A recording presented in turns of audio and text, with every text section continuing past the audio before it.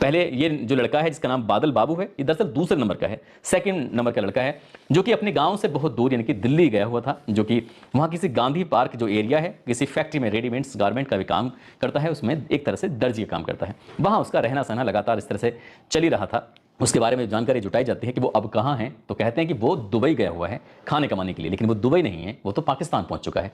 पाकिस्तान कैसे पहुंचा, तो इस कहानी को जब जानने की कोशिश की तो पता चलता है कि लगभग अब से 2.5 वर्ष पहले की बात है, जब वो अपना फेसबुक वगैरह चलाया करता था। जब फेसबुक के पन्ने पलटते पलटते उसकी नज़र एक दिन एक लड़की पर पड़ती है, और लड़की का नाम होता है सना रानी। सना रानी के बारे में वो नहीं जानता था कि वो कौन है, कहाँ से, क्या है। तो दोनों एक दूसरे से बातचीत का सिलसिला शुरू हो जाता है। लड़की ने अपने बारे में बताया कि वो पाकिस्तान के पंजाब प्रांत का एक इलाका है, मंडी बहाउद्दीन, वो वहाँ के रहने वाली है। मौंग इलाके का माऊ एक जगह गांव लगता है, वहाँ की वो रहने वाली है, और एक धार्मिक घराने से उसका ताल्लुक है। लड़का उससे बातचीत क्या करता था, दोनों की बातचीत का सिलसिला बहुत ज़्यादा होता था। लड़का लड़की को जब वक्त मिलता था, दोनों एक दूसरे से अपने सुख की दुख की बातें शेयर कर लिया करते थे। लेकिन इसी बीच में लड़के ने क्या सोचा कि लड़की को क्यों ना सरप्राइज दे दिया जाए, उससे मिला जाए, बातचीत की जाए। जब आमने सामने होंगे तो कुछ अलग ही बात होगी। अब जैसी बात मिलने की आती है तो उसने पाकिस्तान जाने का निर्णय ले लिया, फैसला कर लिया। लेकिन पाकिस्तान जाने के लिए वीज़ा होना चाहिए, पासपोर्ट होना चाहिए। अब ना उसके पास वीज़ा था, ना उसके पास पासपोर्ट था। जैसे गदर फिल्म आई थी कि सनी देओल वो कहता है कि अगर उसको वीज़ा नहीं मिलेगा, उसको अगर पासपोर्ट नहीं मिलेगा तो क्या वो पाकिस्तान नहीं जाएगा। कुछ बादल बाबू के दिमाग में भी इस तरह की बात आती है, और वो उसने सरहद पार करने की जो पहली कोशिश की, तो पहली कोशिश में वो नाकाम हो जाता है। उसके बाद उसने फिर कुछ दिन के बाद दोबारा दूसरी कोशिश करता है, तो दूसरी कोशिश में भी वो नाकाम हो जाता है। एक दिन अपने परिवार की बुआ के पास बैठा हुआ था, उनसे बातचीत कर रहा था। बुआ जी एक बात बताओ, मैं दुबई जाके काम करूं और वहां से पैसे भेजूं तो घर की स्थिति तो बहुत अच्छी हो सकती है। दरअसल घर की स्थिति खराब है, गरीब लोग हैं, अपने बस हैंड टू माउथ यानी कि कमाना खाना बस ये जिंदगी चल रही थी। बुआ ने कहा ये तो अच्छी बात है, लेकिन बुआ से बातचीत करते करते उसने कहा कि बुआ अगर मैं पाकिस्तान चला जाऊं तो कैसा रहेगा। तो बुआ कहती है कि तू पागल हो गया है, पाकिस्तान तो क्या करेगा।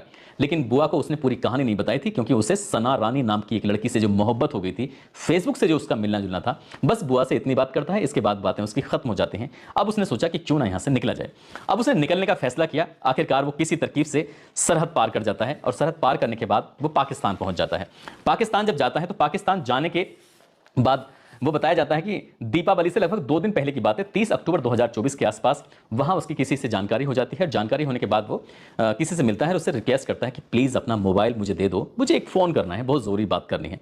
जिसका उसने फ़ोन लिया था, जिससे उसने बातचीत की थी, तो सामने वाला व्यक्ति उसको लगता है कि ज़रूरत है उसको, उसके पास है नहीं मोबाइल, तो बात करने की इजाज़त दे देते हैं। यहाँ से वो वीडियो कॉल मिलाता है, और वीडियो कॉल मिलाने के बाद अपने पापा के पास फ़ोन मिलाता है। उसके पापा उधर कृपाल सिंह बात करते हैं। पापा से कहता है कि पापा मैं अपनी जगह पर पहुंच गया हूं, और आप मेरे को लेकर परेशान बिल्कुल मत होना, और कॉल नहीं कर पाऊंगा क्योंकि मेरे पास मोबाइल वगैरह नहीं है। जब मोबाइल होगा तो मैं पक्का आपसे बात करूंगा, एक बार माँ से मेरी बात करा दो।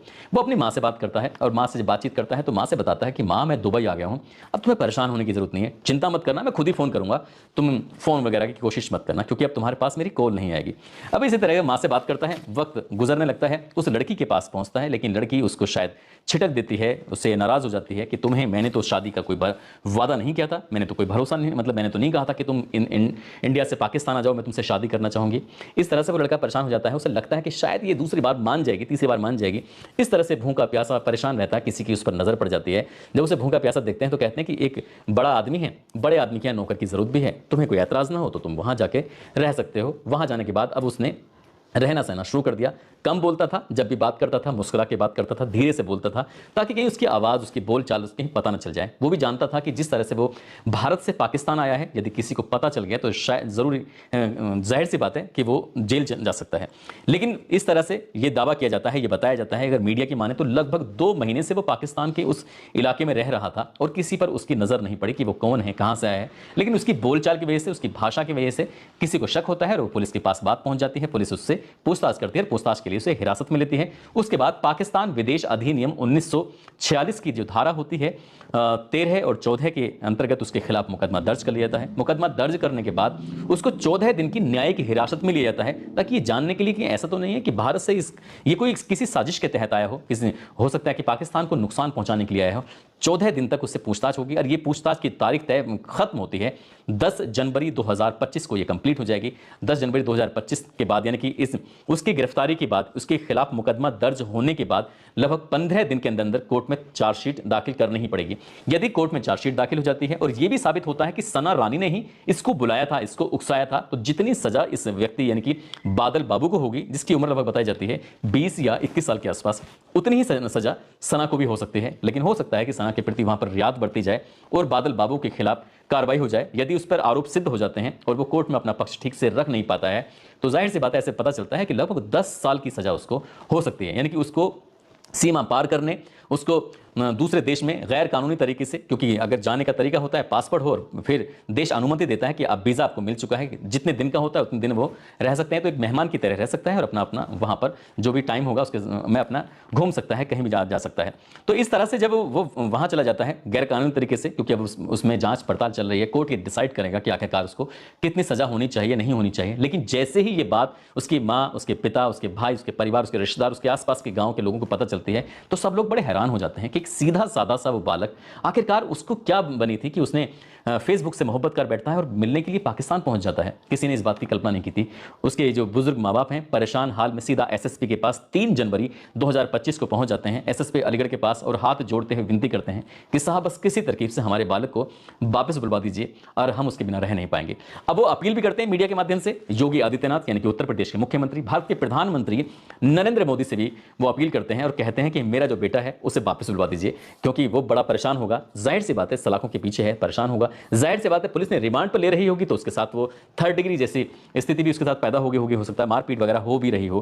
क्या होगा क्या नहीं होगा, ये तो खैर वाकई सोचने वाली बात है। लेकिन जिस तरह से पिछले 2-3 मामले हुए हैं 2-3 सालों में, एक मामला था इकरा जिवानी नाम की एक लड़की होती है जो कि पाकिस्तान की रहने वाली होती है, उसको उत्तर प्रदेश के प्रयागराज का रहने वाला एक लड़का जिसका नाम मुलायम सिंह यादव होता है, जो कि बेंगलुरु में रह के सुरक्षा गार्ड का काम करता था। दोनों को मोहब्बत हो जाती है। इकरा जिवानी जो होती है वो सीधा नेपाल पहुंचती है, नेपाल से बेंगलुरु आ जाती है। अब लड़का थोड़ा सांवला होता है, लड़की खूबसूरत होती है और इसकी खूबसूरती ही उसके लिए काल बन जाती है। अब लोग आसपास के पूछते कि इतनी खूबसूरत लड़की तुम्हें कहाँ मिली। जब वो लड़की बोलती थी तो उसकी बोलचाल से पता चलता था कि ये यहाँ की नहीं है, यानी कि ये कहीं अलग की है। इसी हिसाब से उसकी सोशल मीडिया पर फोटो वायरल हो जाती है। उसके घर वाले डिमांड करते हैं, हालांकि भारत की तरफ से उस लड़की इकरा जिवानी को वापस उसके घर, उसके वतन भेज दिया जाता है। ऐसे ही उसके बाद एक मामला सोशल मीडिया पर बहुत तेजी के साथ वायरल होने लगता है। सीमा हैदर नाम की एक महिला जो कि पाकिस्तान में रहती है, सिंध प्रांत में, और वहां से सीधा दुबई, दुबई से नेपाल, नेपाल अपने 4 बच्चों के लेके आती है और उत्तर प्रदेश के जिला गौतम बुद्ध नगर के रबुपुरा के रहने वाले सचिन मीणा से वो मोहब्बत कर बैठती है।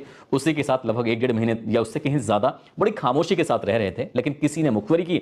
नोएडा पुलिस तक बात पहुंच जाती है, पुलिस उन्हें गिरफ्तार करती है। अभी फिलहाल मामला कोर्ट में विचाराधीन चल रहा है कि वो महिला यहां रहेगी या वापस पाकिस्तान जाएगी। ऐसे ही एक और मामला होता है, जयपुर की रहने वाली एक लड़की होती है जिसका नाम अंजू होता है। अंजू को पाकिस्तान के रहने वाले एक व्यक्ति जिसका नाम नसरुल्लाह होता है उससे मोहब्बत हो जाती है और वो सीमा पार करते हुए, यानी कि वो जाती है एक लीगल तरीके से, वीज़ा प्राप्त करती है और वीज़ा प्राप्त करने के बाद सीधा पाकिस्तान पहुंचती है और नसरुल्लाह से वो निकाह भी करती है। निकाह करने के बाद कुछ दिन बाद जब तक उसकी वैलिडिटी होती है तब तक वो वहाँ रहती है, उसके बाद फिर भारत वापस आ जाती है। लेकिन ये जो कहानी है सना रानी की, साथ ही बादल बाबू की, ये कहानी कुछ ऐसी है कि उन कहानी से बिल्कुल इतर है, बिल्कुल अलग है। उन कहानी में मोहब्बत थी, एक दूसरे के लिए मरने मिटने वाली बात थी, लेकिन यहाँ जो बादल बाबू हैं वो एक तरफा मोहब्बत के चक्कर में पाकिस्तान जाकर खुद को इतना बुरी तरह फंसाते हैं कि वो कभी वापस आ भी पाएंगे, ये नहीं आ पाएंगे। इसके बारे में तो कुछ कह नहीं सकते, लेकिन कि माँ बाप बहुत ज़्यादा परेशान